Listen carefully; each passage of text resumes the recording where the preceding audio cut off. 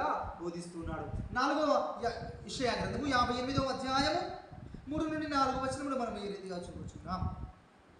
మేము ఉపవాసం ఉండగా నీవెందుకు చూడవు?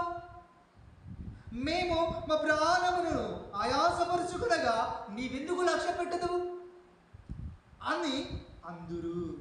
మీ ఉపవాసము దినమున మీరు మీ వ్యాపారము చేదురు.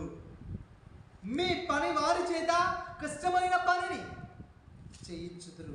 మీరు కలహమాడుదురు, వివాదము చేయుచు, అన్యాయముగా గుద్దులాడుచు ఉపవాసముందురు. మీ కంఠధ్వని పరమున వినబడునట్లుగా మీరిప్పుడు ఉపవాసము ఉండరు.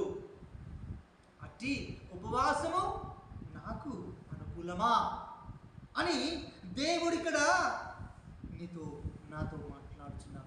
ఈ రోజున నువ్వు ఉపవాసము చేస్తున్నావు. ఆ ఉపవాసం ఏ రీతిగా ఉంది? ఇదే రీతిగా ఉందా? యెషయా గ్రంథము 58వ అధ్యాయము 3, 4, 5 వచనములను నువ్వు ధ్యానించుము. ఆ ధ్యానించిన అంశంలో దేవుడు నీతో మాట్లాడబోతున్నాడు. ఏ రీతి కలిగిన ఉపవాసము నువ్వు చేస్తున్నావు? ఈ రీతి కలిగిన ఉపవాసమును నువ్వు చేస్తున్నావు కాబట్టే నీ దేవుడు నీ జీవితంలో కార్యమును చేయలేకపోతున్నాడు.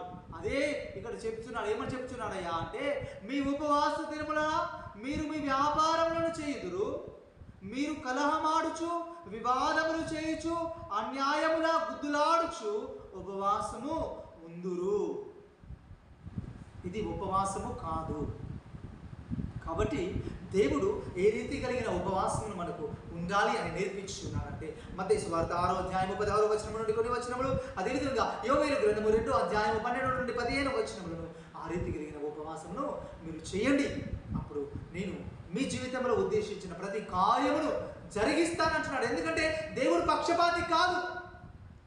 దేవుడు నన్ను ప్రేమిస్తూ ఉన్నాడు.